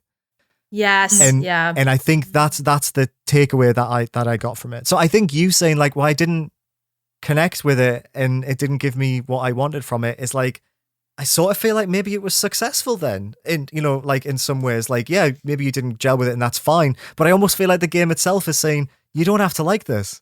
You know? And actually, I appreciated that. Yeah. And it is, okay, if there's one thing that does make it similar to Stanley, is that it does make you question and ask yourself about the nature of games, the systems, and how you engage with them. Like it absolutely, but in a totally different way. So as much as it's nothing like the Stanley Parable and their other games, well, it kind of, when you look at it from that perspective, the questions, it has a little speck of it. I really think I understand why, as I said, why it's not landed with everyone in the same way, why it's scoring a pretty solid like 70 to 80 review score if you average it out. Totally makes sense. Yeah. And that completely makes sense to me, like as you say. I think that it's a nice reflection of no game is going to be for everyone, right? Like literally no game is going to be for everyone. But to actually make that part of the game is bold. And I appreciate that a lot. Because you might as well, like, more games should do this. You might as well lean into what you're, you know, put your whole heart into what you're trying to do and accept that it's just it's going to land with, you know, you're quite lucky, frankly, if it's landing with like 4 out of 5 players, because this could be a swing and a miss, like so easily. Yeah. And it's probably, you know, maybe commentary on the state of our society that so many people are playing this game about like really staring into your own soul during burnout and being like, okay, I can rebuild from this or whatever. But it's I mean, obviously I love it. That's going to have come across. So, but I understand. I completely understand. I think that the criticisms that I would kick back against would be people who are like, why does it make you do so much stuff? It's like, listen to what it's saying. It doesn't. Yeah. And why doesn't that it? I don't. Yeah. I don't. Yeah. And the other one I've seen that I did disagree with was what, it's like, it's not really iterating. It's like, you only played like the first, it does iterate. It's a very big part of the game is that it iterates like on, you just didn't get very far in, which is, again, you're under, especially as a non-professional reviewer, as a Steam reviewer, it's like, you're not under any obligation to like stick with a game past the point where you don't find any reward from it. And that's fine. But I would like to respectfully suggest that before you say this game doesn't iterate, get more than an hour in, because it does. Like this game, more than any other game, maybe ever, has like, normally I totally get it when people don't like stuff. I'm like, yeah, fine, whatever. Like, I'll move on with my life. I totally get it. But for some reason, when I've been reading Steam reviews for this, and it is Steam reviews, which I shouldn't be doing. But same. do you know that like I did not like the movie, but do you know that meme from the Joker movie with Joaquin Phoenix where he's like smoking? He's like, you don't get it. Oh, yes. Like, that's all I keep thinking when I'm just like, you don't get it. Like, I'm sorry. It's not even like this conversation. This conversation is very good, and I think it's amazing seeing different perspective. There's some people in Steam reviews that's like, well, I played half an hour and it just doesn't seem very interesting. And it's like, shut up. You should Stop that. No. Stop that. Yeah. Oh god. It is a really great game. I think what it sets out to do, it does very well, and I'm very happy for them. I think a lot of people were like, yeah, we're gonna get new Stanley, and they went, no, no, you're gonna get this instead. Absolutely. But this is genuinely what I love about indies, though, is like you can really try something, and like I say, saying at the top of the episode, like AAA being so risk averse, you just could not have someone who made the Stanley Parable not keep making the Stanley Parable. It just would not happen in the AAA space. It wouldn't be allowed to happen. Like, and I would rather, I've said this, I'm sure we've all said this on previous episodes, but like, make something like this that gets us all like very passionately arguing our own, not arguing, but like bringing our own side to it, because it can be received in so many different ways and like actually sparks, an interesting response. I'd rather be interested than just, have the same thing like spoon fed to me every time. Exactly. We agree on so much as a trio. And it's actually really refreshing to have a conversation where we all have slightly different opinions. I almost wish you had a spicier take, actually, Rachel. I do a little bit. Okay. I was going to say, this is for last. This is for last. But do it. I don't like Borrow as much as you two. I don't. I actually do. I found him quite annoying at times. That's like quite annoying. Liam is like quite annoying. Like really, Liam is dying annoying. inside. I said boring Borrow before, and like it was a joke, but also maybe not a joke. He's very boring. So I don't disagree. He's super boring. He should be in the game. Oh, you can't hurt me because I know Borrow's in my heart. No, but, no, I was joking on that last bit. But oh my god, I just Borrow. He's someone who's like sometimes it's like you're supposed to love this character. I'm like I do, but just I don't want to be forced. Oh, not forced, but like he's obviously so likable. Do you know what I mean? But and I just do understand exactly what you're saying. This is the wild part. It's like this is what I'm saying. You know what I was saying earlier about how games that tackle mental health so often fumble the bag. And I was like, if I wasn't like, I am in the headspace right now where I need someone like Borrow to just state the fucking obvious to me. If I wasn't in the headspace, I would probably feel a bit more condescended to. I get that. I totally get it. I want to slap that bald head. I want to slap it a nice sharp. No. I know that would hurt him, but just like a bongo. Just a clip round the ear. No, on the ear, like literally on the top of the head, the dome. I get, it's an affectionate, Yeah. Slap his head, brackets affectionately. But look. I do want to hug him, but also lean in close and be like, make your own fucking tea. Oh yeah, he could make a cup occasionally. He really could, to be fair. Where's my tea? Actually, he does plow you with tea. He does a couple of times. Borrow that. He is very... And he's a great listener. And actually, I really appreciated that because Alta as a character is very set in her ways throughout the game. She doesn't lose her personality, which is what I love. When it's like someone who's like really I like that as well. Deeply wounded, it's like her personality doesn't just get, she's not all sunshine and rainbows at the end. She's still kind of annoying and not annoying. She's set in her ways and she's like confident in her abilities. She's quite unlikable. She's a bit of a dick, Yes. It's like, that's So very I much who like she that at is. the end, they didn't change her personality traits, but they made her, and to be honest, they made her very endearing at the end because there wasn't that sharp edge to her. And I mean, it's a great game. Borrow's great, but like, you know, he's also kind of. I feel like he's just. I would like to hear Liam's defense slash.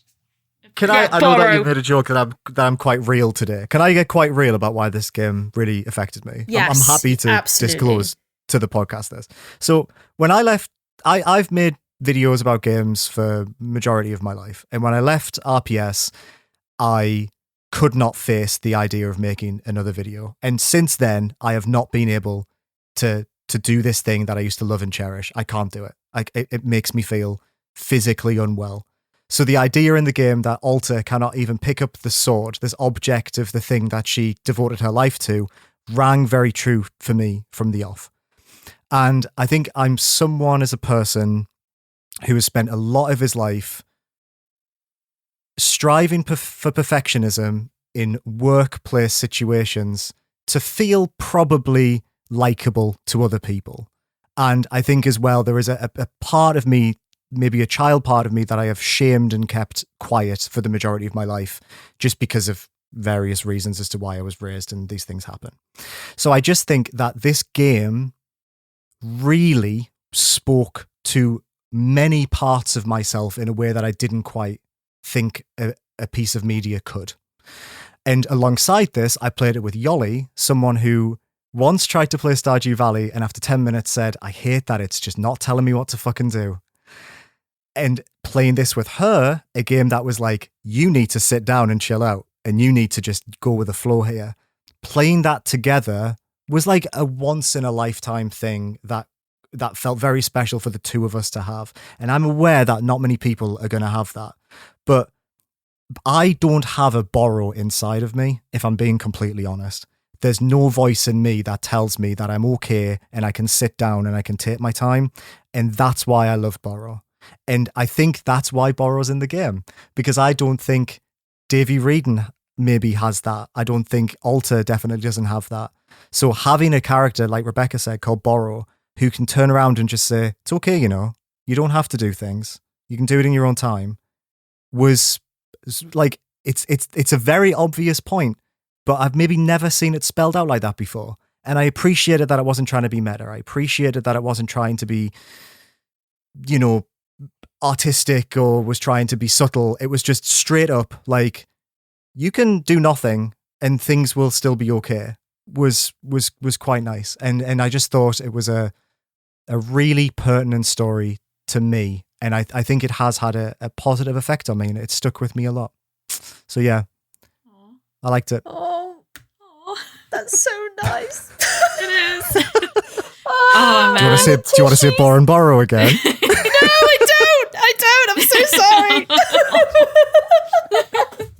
No. But that's like nice. That's such a unique thing though, right? Like it's, yeah, I don't know. Yeah. Oh, that is so nice. This is why we play games. I know. It makes me want to write. Like, oh God, that's so nice. Yeah, Oh, I liked it. what a lovely note to end that convo Absolutely. on. Oh. Absolutely. Oh, well, thank you.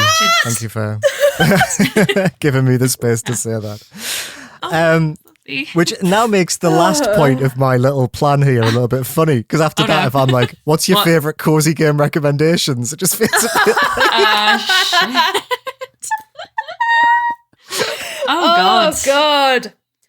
I mean, I've got a bunch. Tangle Tower, we mentioned, absolutely iconic cozy game. Chicory, a colourful adventure. If you liked how I described it before, it's great. Proteus, I think, is quite cozy in its own fucking weird way. Yeah, that's a great one. Yeah, Ooblets. I would pick Ooblets over Stardew any fucking day of the week. Frostpunk. not Frostpunk. Oh, let me get my Steam light. Cozy gaming is so great. What about you guys? Dorfromantik. I think that's a really big one for me. Yes. I mean, House Flipper 2 for some reason has just become like my... God, I love that game so much. I think that is just like the ultimate thing of just like, I'm going to have a nice tidy up, and then I'm going to make things look pretty, and then I'm going to walk away. I really, really love that game. Resident Evil 4. The way those heads explode are very nice. Yes, incredible. So soothing. Wilmot Works It Out, which is from the... if you thought Wilmot's Warehouse was stressful, Wilmot Works It Out is the opposite. It's like the puzzle one, a jigsaw even. Yeah. That is so lovely. That is runs like a dream on the Steam Deck. So relaxing, so cozy. Jigsaws are just cozy. Love them. Oh, well, going back to PowerWash Simulator, which I was really glad that you mentioned earlier, because we were talking, Liam and I were talking a lot earlier today, because day of recording is the day that PowerWash Simulator 2 was announced as a self-published, so a proper indie, like, uncontestable indie this time. So we were both very excited, and we were having a nice chat about it earlier, because it this week, PowerWash Sim overtook a couple of other favorites to become my third most played game on Steam, which feels like a bit of an achievement. Wow, hell yeah. Also, obviously, I'd say it's hard to recommend cozy games because as we've spent like an hour and a half deconstructing, it can hit so differently for different people. Obviously, I'm big into life sims. If you're looking for indie life sims, I'm always going to give a shout out to Tiny Life, which has had another update recently that introduced like the elder life state, which is a big thing for a lot of life sim games. I didn't realize we're still getting updates. It's still getting really regular updates. It's it's early access, and it is like I believe the dev is a student as well, so cannot always dedicate all their time to it. But it is slowly but steadily like always building, which is really lovely to see even a couple of years after the early access release. I would also say recently, actually, it was Visual Novel Week on Steam, and I picked up a few titles that have been on my wish list for a while. Any visual novel, we can get into this in another episode because it is an interesting discussion at what point a visual novel becomes an adventure game, and a lot of people have a lot of opinions about where the line is, and that's really interesting. Find yourself a visual novel that you're interested in that makes you make one decision every half hour. That is a good cozy time. Like none of this like mini games and constant like choosing whether literally it's a novel. It's just a little bit of a choose your own adventure novel occasionally. That part's not mandatory. A chill time with a visual novel is always good as well. And remember, when you're playing a visual novel, they're not art. They're classed, apparently, as their own thing. God. Oh, God. No, if we ever do I know we floated the idea of like bonus episodes or just like 10 minutes where we go off on a subject. I have a lot to say on this one, unsurprisingly. So, yeah. Some other ones. TOEM. The photography game, super cute. TOEM is a very cozy game. Highly recommend that one. Lil Gator Game, very cute. You play as a little alligator running around an island. You just doing whatever you want, doing fun activities. Love that one. And Frog Detective. Of course, Frog Detective. I feel like Frog Detective might be the perfect intersection of the Venn diagrams of everything we've been talking about today. Yes, I think you might be right, actually. Yeah. Yeah. Well, as always, Frog Detective, the best game ever made. Quite possibly. Yes! Quite possibly. With that, let's move on to our hyperfixations.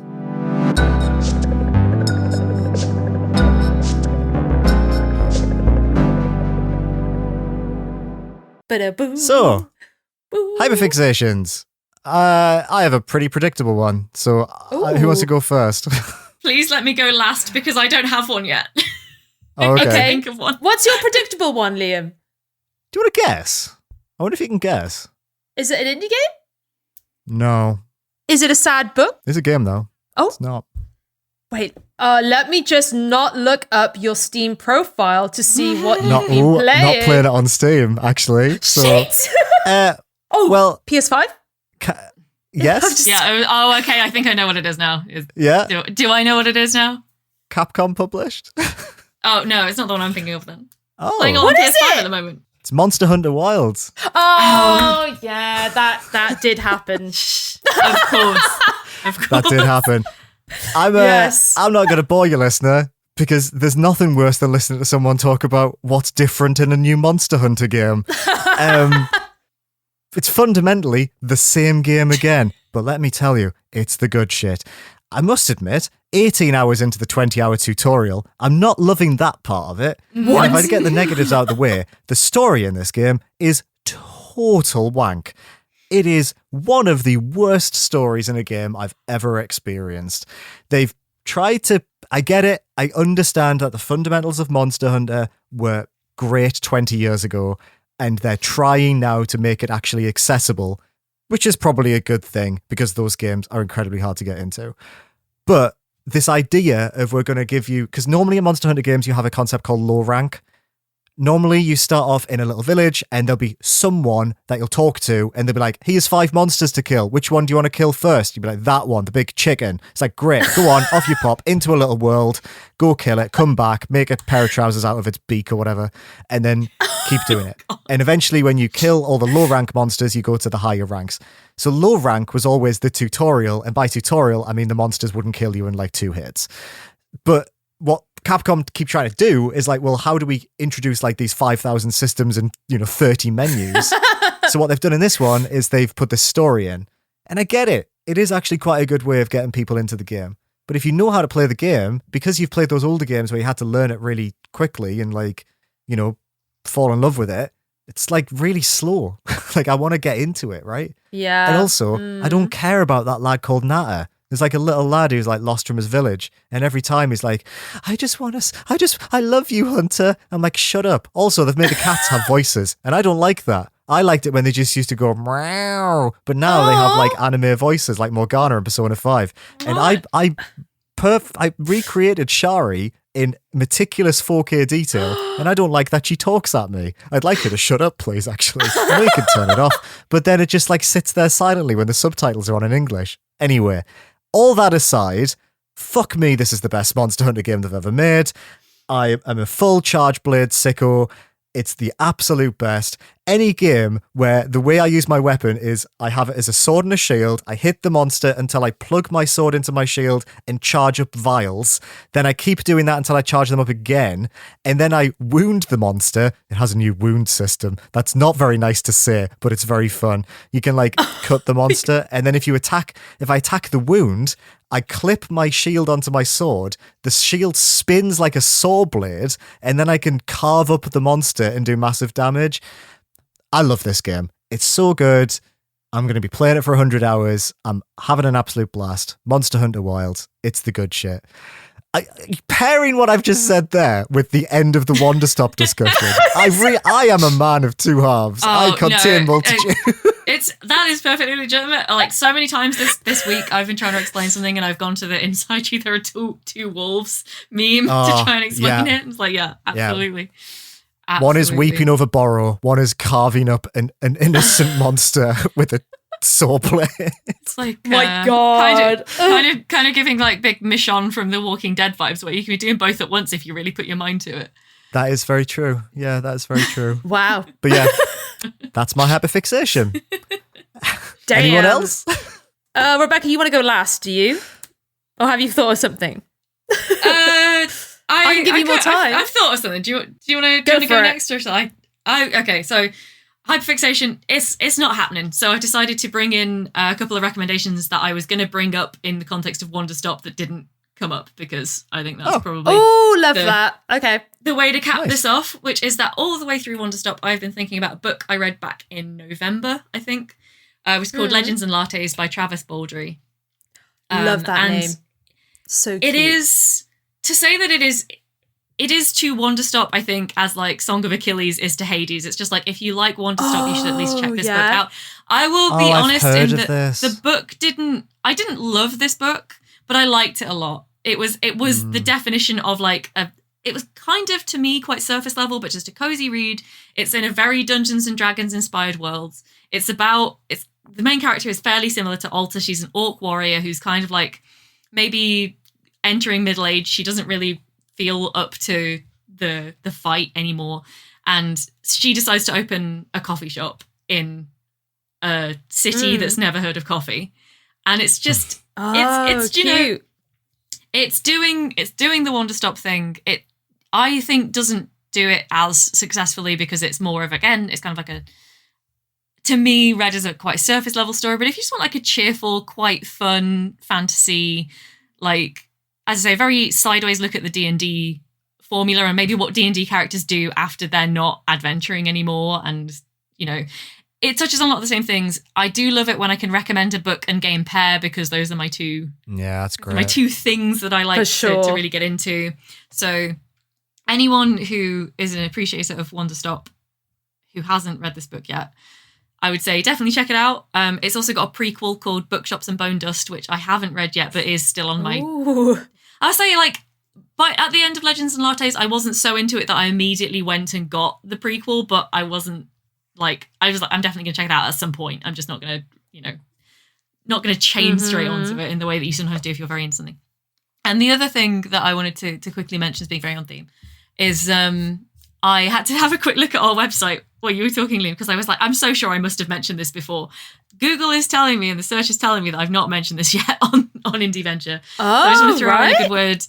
It's not a super deep cut. I just want to throw in a good word for Pokemon Concierge, which is another, what is it? Oh, you haven't, because series. You hadn't watched it last time we spoke about it. Yeah. There we go. Okay, well, I have now watched it. In fact, I watched it a few months ago. I'm trying to get Mick to rewatch it with me because he's not seen it. I'm like, it's an hour long. It's some of the cutest animation you'll ever see. And again, if you want, like, the Wanderstop theme is carried through. I think thematically, this carries. It is. I such agree. A good way. Yeah. Absolutely. So yeah, feeling a bit. My real hyperfixation at the moment is probably naps.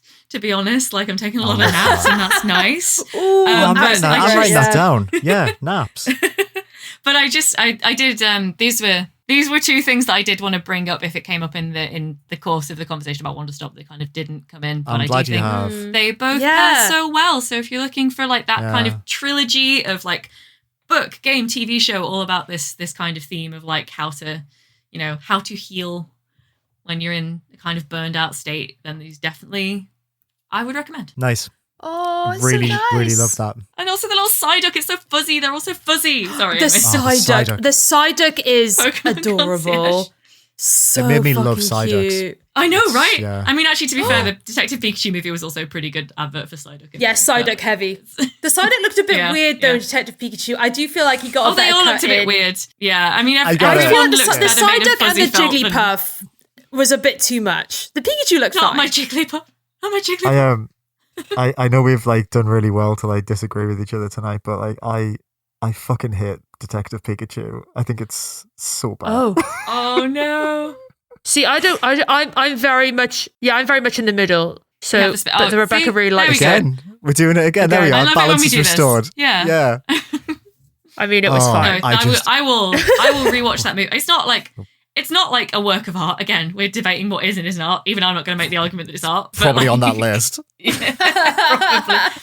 But it is one of those movies that I would just watch over and over again as a comfort movie. I'll say that much. Interesting. Cozy. That actor was in I saw the TV Glow, and they were very good in it. Justice Smith. I haven't seen that, but I want to. He's in The Quarry as well. He's like one of the main He is characters in The of Quarry. that you've been playing. Yeah. I know you've been playing that recently, Rachel. He's one of the weirdos. Yes. I mean, they're all quite weird, aren't they?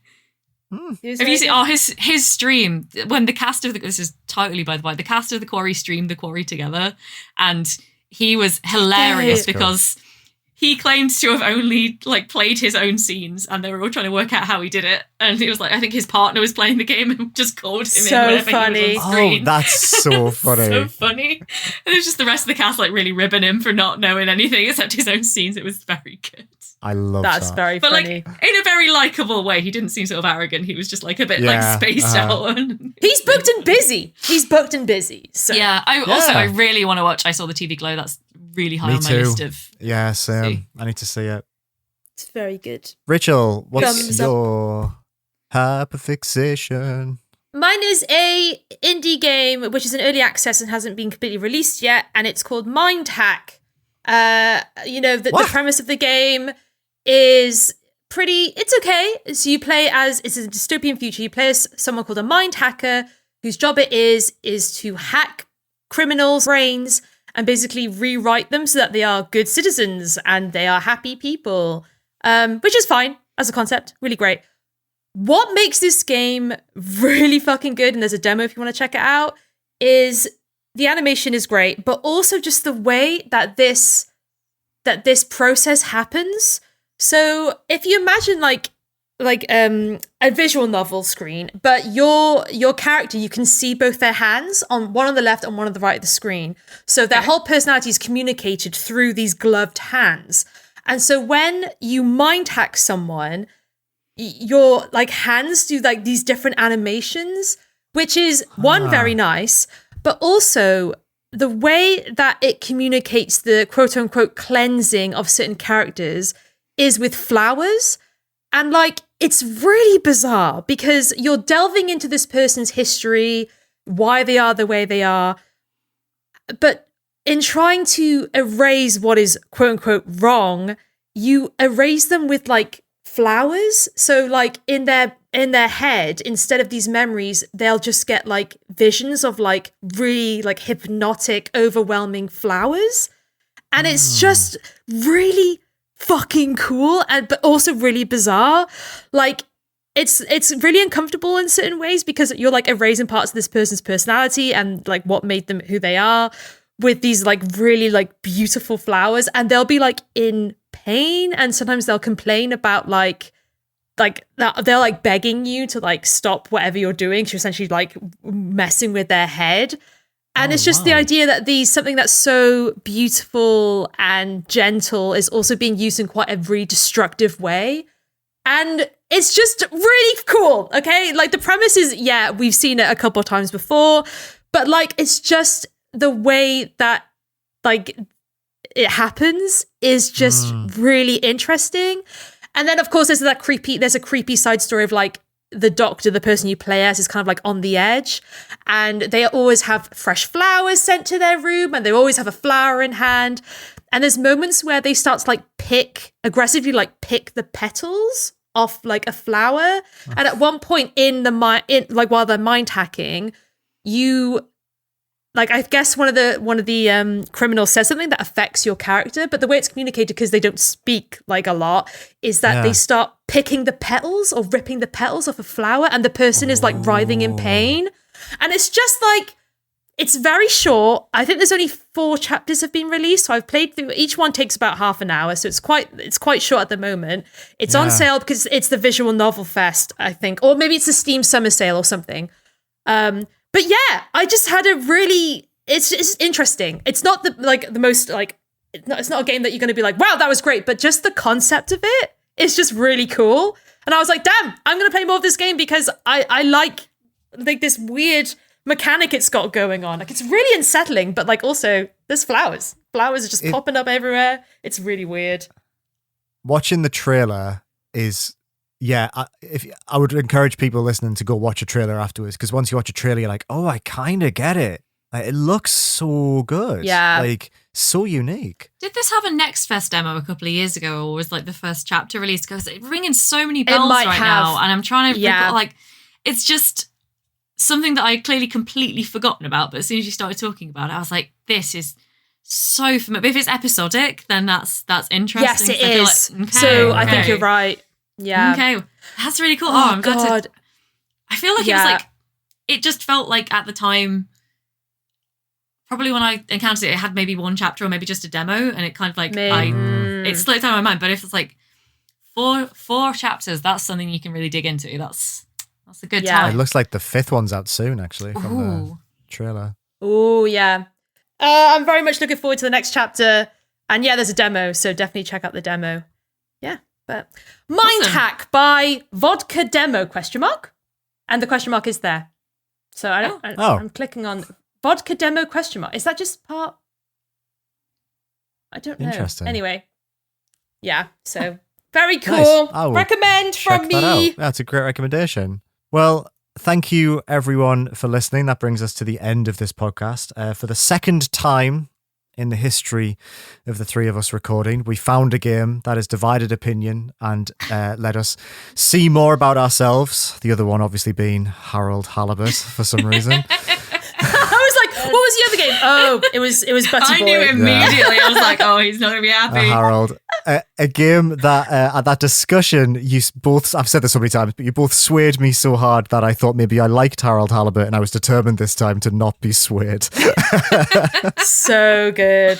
Yes. But, love it. Thank you so much for listening. I had a lot of fun. I thought this was a really good topic. We will be back very soon.